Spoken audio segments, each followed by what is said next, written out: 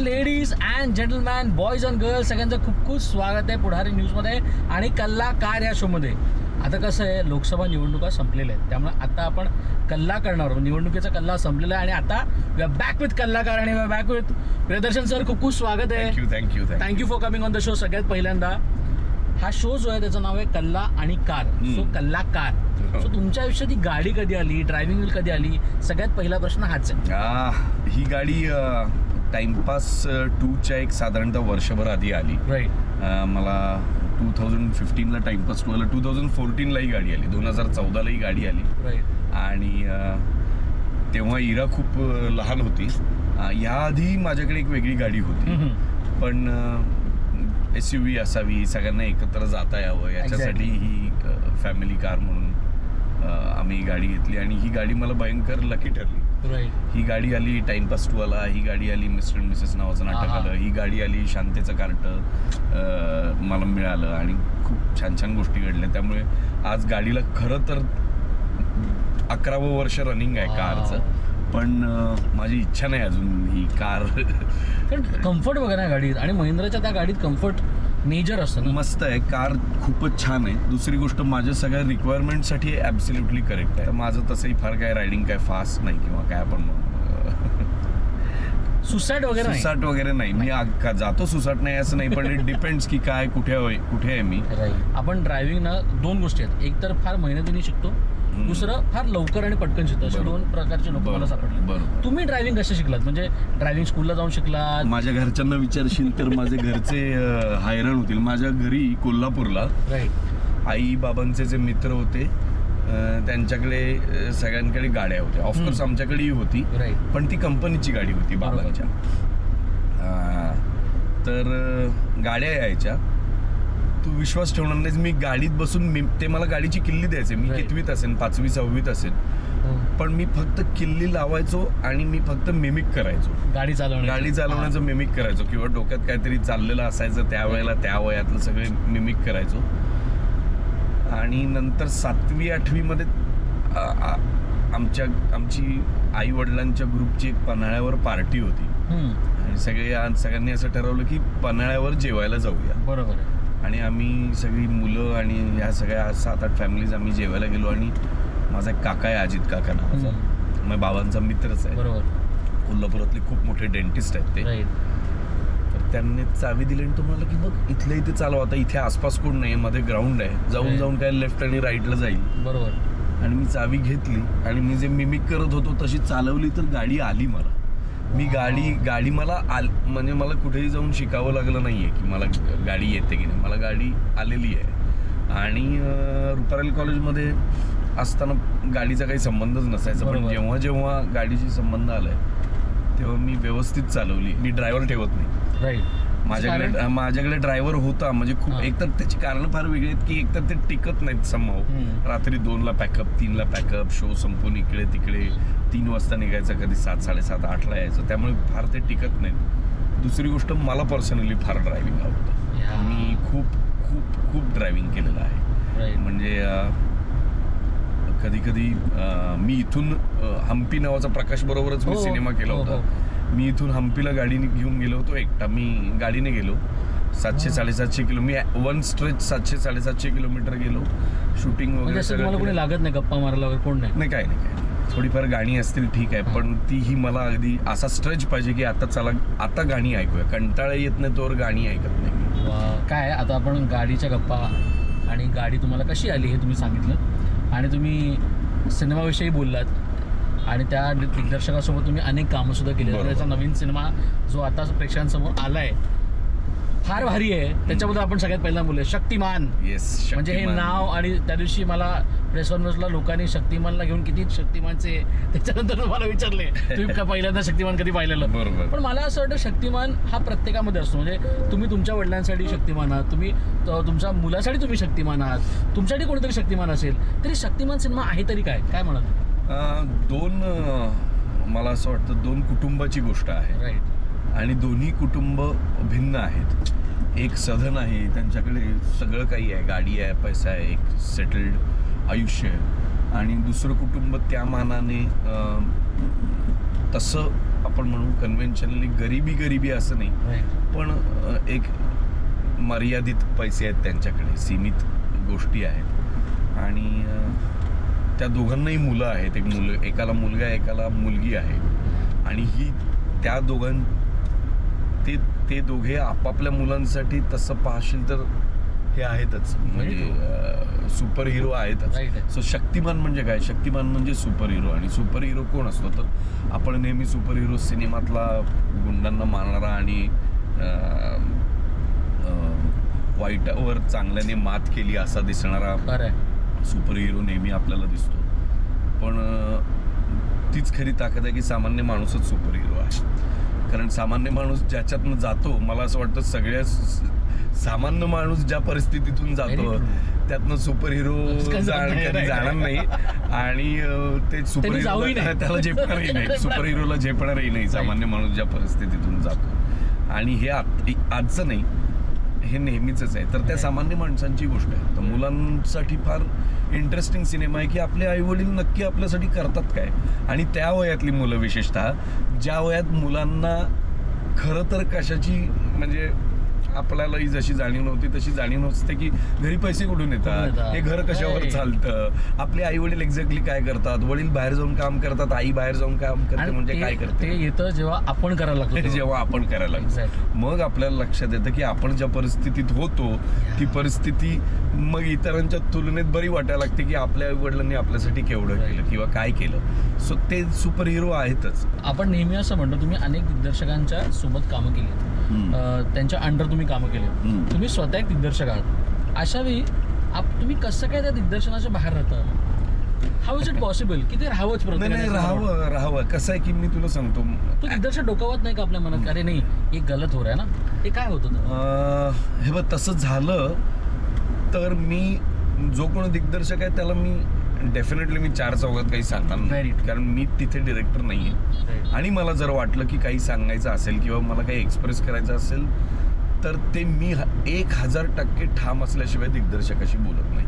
कुठल्याच, ना प्रकाश कुंटेशी बोलत, ना निखिल महाजनशी बोलत, ना श्रेयस जाधवशी बोलत, ना कुठल्याही डिरेक्टरला दुसऱ्या, ना स्वप्नालीन जयकरशी बोलत, ना रवी जाधवला कधी सांगितलं, ना कुणालाही काही मी असं सांगत बसत नाही की दिग्दर्शकीय पॉईंट ऑफ व्ह्यूने असं व्हायला पाहिजे आणि असं नाही व्हायला पाहिजे, असं मी काही सांगत. असं सांगू नये, सजेशन द्यावं, बाजूला नेऊन सजेशन द्यावं. कारण तू कितीही नाही म्हटलंस तरी मी जेवढा तो सिनेमा वाचला असेल त्याच्या 1000 पट त्याने तो सिनेमा वाचला असतो, प्रत्येक डिपार्टमेंट बरोबर काम केलं असतं, तेवढं त्याच्यावर वर्किंग झालेलं असतं.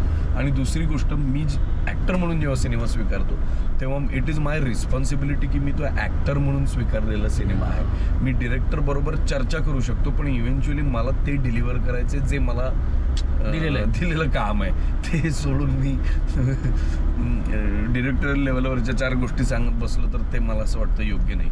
मी असं ऐकलंय तुमचे, आम्ही आता जसं न्यूज चॅनलमध्ये काम करतो तसं तुमची सुरुवात पण एका न्यूज चॅनलमधून झालेली आहे. How was that days all together? आणि आता तुम्ही जेव्हा न्यूज चॅनलचं हे मोठं एक चित्र बघता, जेव्हा म्हणजे तुमच्या मला वाटतं 2-3 न्यूज चॅनल असेल आणि आता 6-7 आलेत, how do you see this factor all together? नाही, मला माझा अनुभव तर फारच समृद्ध करणारा आणि मला प्रचंड शिकवणारा. सगळे स्टॉलवर्ड्स होते, सगळे स्टॉलवर्ड्स होते.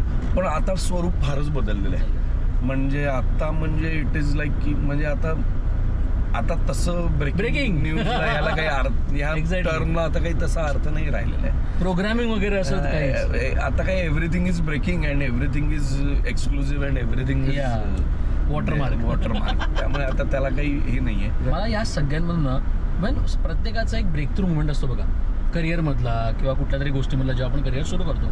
तुमच्या आयुष्यातला ब्रेक थ्रू मुवमेंट जर मी विचारला तो कोणता होता आणि का? मग तो नाटकातला असेल, तो सिनेमातला असेल, तो कदाचित तुमच्या शोजमधला असेल, कार्यक्रमामधला असेल, तो होता तरी कोणता? मला असं वाटतं की ब्रेक थ्रू मुवमेंट टेलिव्हिजन होता. मी खूप नाटकात काम करत होतो, मी एक्सपेरिमेंटल नाटकात काम करत होतो, मी खूप साऱ्या गोष्टी मी करत होतो. कॉमेडीला मला टेलिव्हिजनने हात दिला, मला कॉन्फिडन्स कॉमेडीचा टेलिव्हिजनने दिला, स्किट्सने दिला. आपण जे काम करतोय ते लोकांना आवडतंय आणि ते ॲप्रिशिएट होतंय.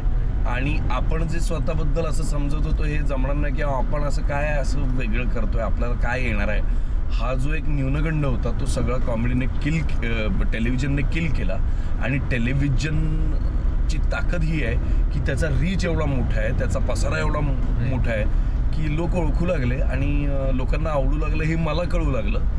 तर एक मला असं वाटतं ॲक्टरसाठी तो एक फार ब्रेक थ्रू मुमेंट असतो की ॲक्सेप्टन्स, की तुम्ही जे करताय ते ॲक्सेप्ट होतंय, ते आवडतंय आणि ते नुसतं लोकांना नाही तर तुमच्या आजूबाजूच्या माणसांना, तुमच्या या क्षेत्रातल्या सिनियर लोकांना किंवा ज्यांनी अशा पद्धतीचं काम केलं त्यांना ते ॲप्रिशिएट करायला लागतात की अरे दर्शन तुला हे जमतंय, तू ऑफनली असं केलं पाहिजेस.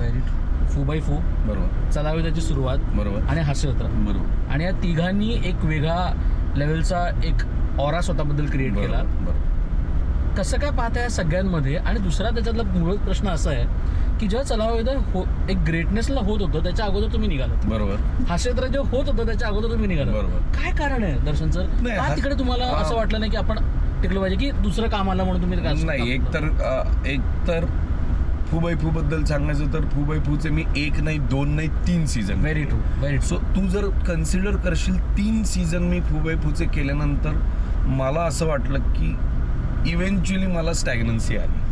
ॲक्टर म्हणून माझी भूक ही आहे की मला कितीही पैसे मिळत असले तरी सगळं ठीक आहे, पण मी कंटिन्युअसली नॉनस्टॉप फक्त स्किट्स करू शकत नाही. पण तुम्ही असं विचार करता? मी करतो की मला whatever money it is. मी हवा येऊ द्या चे 8 एपिसोड केले आणि टाइमपास 2चं काम आलं आणि मी सिनेमासाठी हवा येऊ द्या सोडलेलं आहे. निलेश साबळे आजारी पडला होता तेव्हा तो आजारी पडला होता त्यामुळे मी 1-2 एपिसोड सुद्धा केलेत हवा येऊ द्याचे. त्यामुळे मला असं त्या बाबतीत काही प्रॉब्लेम नाही, कधी काही अडचण आली किंवा काय झालं किंवा काही प्रॉब्लेम आला. पण कंटिन्युअसली मी नाही स्किट करणार हे मी ठरवलं होतं. राईट. हास्य जत्रे बाबतीत मात्र जरा वेगळं झालं. हास्य जत्रेचे एक साधारणतः काय आपण म्हणू, मी एक 1.5 महिनाच बरोबर. पण हास्य जत्रा सुरू असताना मी नाही आलो. मी हास्य जत्रेच्या मध्ये आलो. हास्य जत्रा खूप जोरात सुरू होती. हास्य जत्रा सुपरहिट करण्यामागे ज्या ऍक्टरचा हात आहे त्यात माझा काही हातभार नाही, कारण ते already it was a superhit product. ते ऑलरेडी होतं. मी फक्त लॉकडाऊनच्या काळात त्याचे 2-1 महिने मी भाग झालो. पण माझा पूर्ण फोकस हा सिनेमा करण्याकडे आणि सिनेमात अभिनय करण्याकडे आणि सिनेमा लिहिण्याकडे, नाटक करण्याकडे, नाटक लिहिण्याकडे, नाटक डिरेक्ट करण्याकडे, या 2 गोष्टींकडे आहे. पैसे तर कम, फॅमिली आहे, घर आहे, रिस्पॉन्सिबिलिटी आहे, त्याच्यापासून मी पळून जातच नाहीये की मी सगळं टाकून निघून गेलो आणि आता घरी पैसेच कमवत नाहीये. पैसे मी कमवतोय, पण मी पैसे ते कमवतोय जे मला गरजेपुरते वाटतंय. आणि उद्या जर मला असं वाटलं की आता इनफ ऑफ, आता मी स्टॅग्नंट झालो ॲक्टर म्हणून आणि आता माझ्यात काही ती कॅपॅबिलिटी राहिली नाही असं मला जेव्हा जाणवेल की मी तेच करतोय किंवा माझ्याकडे काही चॅलेंज नाही आहे किंवा माझ्याकडे काही ग्रेट कॉम्प्लिकेटेड रोल येत नाही आहे, तर मी करेन जे काम समोर येतं. तर मी तेव्हा पैसे कमवायचं काम करेन आणि तेही कमवता नाही आले तर मोठं घर आहे कोल्हापूरला, मी कोल्हापूरला जाऊन मला हा विचार मी राहीन तिकडे जाऊन. मला tension. Sir, what is Kolhapur for you? Kolhapur आहे तरी काय? आणि तुमच्या भाषेत, कोल्हापुरी भाषेत आमच्याकडे कसं असतंय, आमच्याकडे सगळं निवांत असतंय. आमच्याकडं जास्त लोड घ्यायचा नसतो. यायचं सकाळी उठायचं, निवांत पण खायचं, मित्रांनी भेटायचं, मटण बिटन खायचं, पिक्चर बघायचं, फिरायला जायचं, घर आहे, निवांतपणे राहायचं, काही टेन्शन नाही. रिलॅक्स निवांत कोल्हापूरचा शब्द आहे. त्यामुळे मी तसा निवांत असतो आणि तो निवांतपणा, बरं झालं तू हा विषय काढलास. मी मुंबईला जेव्हा आलो कोल्हापूरून तेव्हा मी निवांत माणूसच होतो आणि त्याचं मला भयंकर नुकसानही झालेलं आहे. कारण एक इनहेरंट माझ्यात इनडिसिप्लिन्ड माणूस होतो मी. काय होतंय, अर्धा तास लेट पोचल्याने काय होतंय, 2 तासाने करू रे, काय फरक पडतोय, झालं नाही झालं असा मी होतो. आणि त्याचं मला खूप नुकसान झालेलं आहे इनिशियल काळात. सेल्फ डिसिप्लिन झालोय आणि मला त्याचा फायदाही त्या कोल्हापुरात कोल्हापुरी असण्याचाही मला आता उलटा फायदाही होतो की निवांतही असतो पण मी माझं कामही सोडत. क्या बात आहे. पण आता या सगळ्यांमधून तुमचे सिनेमा आले, तुमचं नाटक आलं आणि खऱ्या अर्थानं एक सिनेमा तुमच्या आयुष्यात आला, वॉज टाइमपास. बरोबर. ज्यांनी खऱ्या अर्थानं तुम्हाला नाचताना पाहिलं, त्यांनी एक मस्त रोल तुमच्या आयुष्यात आणला. आणि काय ते Dagdu Prajakta, this is like a hype in Marathi. उद्या काय सांगाल त्याबद्दल, टाइमपास बद्दल आणि त्या एक प्रोसेस बद्दल ऑलटुगेदर? पहिला सिनेमा जेव्हा टाइमपास वन रमेश परब आणि केतकीसाठी जेव्हा मी सिनेमा लिहिला रवी बरोबर, तेव्हा मला रायटिंग लेवलवर हे इतकं मोठं होईल याची खरंच कल्पना नव्हती. आता बघा मी कसं लिहितो आणि बघा आता कसं सुपरहिटच माझं असं काय मला माहिती नव्हतं. नया है वह वगैरे, नया है वह किंवा आता नया है वह नावाचा फूचा शो चला हवा येऊ द्या हा डायलॉग टाइमपास आम्ही प्रथमेश परबसाठी लिहिला होता. बाकी ह्या कॅरेक्टर्सची जी नावं होती ही सगळी माझ्या आसपासच्या मित्रांची, त्यांना कोण काय काय चिडवत होतं सगळी तीच नावं आहे ती. आमचा एक मित्र सतत आजारी पडायचा म्हणून त्याला मलेरिया चिडवायचं. आमचा एक अनिल कपूर सारखा कोंबडा काढणारा कॉलेजमध्ये मित्र होता, त्याला भोंग्या, एकाला भोंग्या म्हणायचे कारण तो खूप मोठ्याने बोलायचा, एकाला कोंबडा म्हणायचे. खूप स्टुडिओज मुलाला त्यावेळेला लोक बालभारती चिडवायचे. सो ही सगळी नावं तिथून आली. या सगळ्या रायटिंग प्रोसेसमध्ये मी होतो. आईस्क्रीम भेटला काय किंवा काय, ही जी भाषा होती, माझे खूप लालबाग परळचे मित्र होते, ते फार इंटरेस्टिंग भाषा सगळी अशी बोलायची. आणि आपल्याकडे फार भाषेवर माणूस बोलतो कसं याच्यावर लगेच आपल्याकडे जज करून टाकतात. वर्कशॉप्स प्रथमेशची आणि केतकीची व्हायची आणि तिकडे मी त्यांना बोलून दाखवायचं. त्यामुळे कदाचित रवीला असं वाटलं असावं की पार्ट 2 मध्ये जेव्हा दगडू मोठा होईल तेव्हा मीच करावं, कारण मी ऍक्टर तर होतोच आणि प्लस मी प्रथमेशला ते कसं असावं याच्याबद्दल आणि ते मी लिहिलेलंही होतं.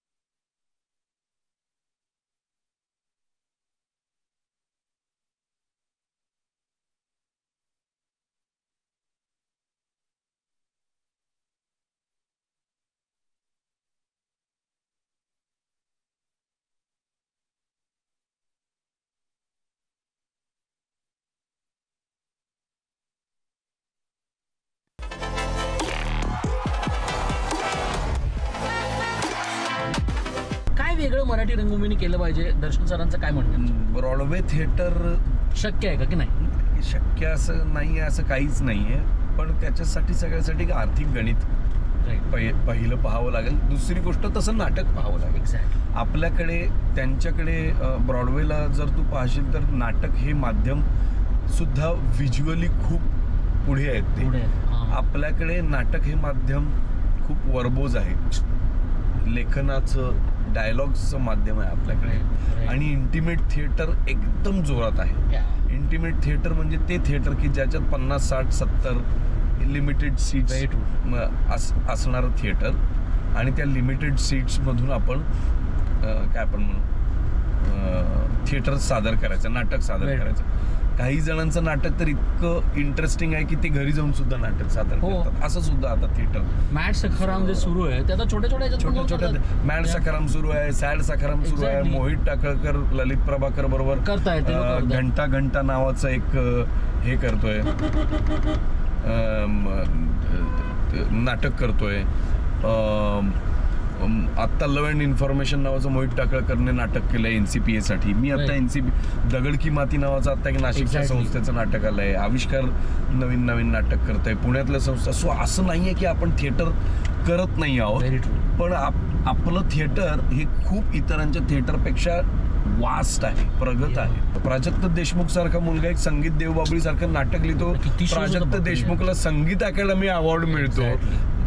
आमच्यासाठी अत्यंत अभिमानास्पद गोष्ट आहे आणि आमच्या जनरेशनचा किंवा खरं तर माझ्याही मागच्या जनरेशनचा आहे प्राजक्त.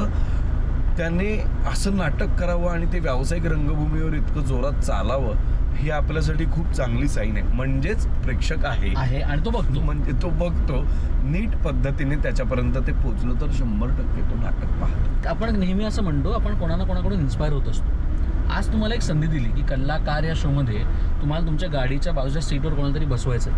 ती व्यक्ती कोण आहे ज्याच्यासोबत तुम्ही कदाचित काम केलं असेल नसेल, तुम्हाला करायचं असेल नसेल, तो ॲक्टर असला पाहिजे असंही नाही, पण या व्यक्तीला बसवायचं आणि तुम्हाला निखळ गप्पा मारेल. तो व्यक्ती कोण आहे आणि का? शाहरुख खान. अशासाठी की मी जेव्हापासून शाहरुख खान या माणसाला पाहतोय तर मला तो माणूस म्हणजे ऍक्टर म्हणून तो आज कुठल्या पद्धतीने शाहरुख खान यशस्वी नाही तर सर्व पद्धतीने यशस्वी. पण शाहरुख खान फक्त अभिनय करत नाही, शाहरुख खान उत्तम बिझनेस करतो. शाहरुख खान उत्तम PR करतो. शाहरुख खानला हे पूर्णपणे कळलेलं आहे की कशा पद्धतीचे सिनेमे व्यावसायिक दृष्ट्या वर्क होतात. मॅनेजमेंट जीनियस असं आहे. आणि दुसरी गोष्ट तो वेगळ्या पद्धतीचे सिनेमे करतोच की म्हणजे तो स्वदेशही करतो, तो कभी ना पण करतो, तो चक दे इंडिया करतो, तो समहाऊ डंकी सुद्धा करतो. आय एम सॉरी डंकी वर्क नाही झाला म्हणजे नाही झाला, पण शाहरुख खान बिंग शाहरुख खान तो करतोच की हे सिनेमे. तो त्यालाही माहिती असतं त्याच्या हातात जवान पठाण आहे तर डंकी करायला काय हरकत आहे. So it is there. Shahrukh Khan सारखा माणूस इकडे गाडीत बसवला तर मला त्याला ह्या सगळ्या पद्धतीचे प्रश्न त्याचा ड्रायव्हर म्हणून मला विचारता येतील आणि तो जिथे चाललाय तिकडे त्याला मला सोडता येईल. माणूस जाणून घ्यायची गोष्ट आहे. Exactly. So thank you so much आमची गप्पा मारल्याबद्दल, थँक्यू सो मच या शोमध्ये आल्याबद्दल आणि थँक्यू सो मच ह्या मस्तपैकी कम्फर्ट कारमध्ये आम्हाला बसवल्याबद्दल. कसं वाटलं शो तुम्हाला गोप्रो वगैरे? अरे कल्लाकार मी असं कधी केलेलं नाहीये माझं. मी असं गाडीत बसून वगैरे इंटरव्ह्यू असं पहिल्यांदाच दिलंय. फार मस्त आहे ही आयडिया आणि काय होतं त्यामुळे खूप कॅज्युअल होतं. इंटरव्ह्यू पण मी चांगला देऊ शकलो कारण ड्रायव्हिंग माझ्यासाठी एक वेगळ्या पद्धतीचं मेडिटेशन सुद्धा. इफ यू लुक मी फार बघत नाही समोर चालू आहे. बरोबर चालू आहे आपलं चाललंय जसं जाईल तसं. सो मला भयंकर आवडतं ड्रायव्हिंग आणि ही आयडिया पण खूप छान आहे आणि इंटरव्ह्यू सुद्धा मला असं वाटतं खूप कलोकियल आणि खूप म्हणजे असं खुर्चीत बसवलंय आणि आता बोला आता असं नव्हतं कॅज्युअली. ते खूप छान खऱ्या अर्थी गप्पा होतात.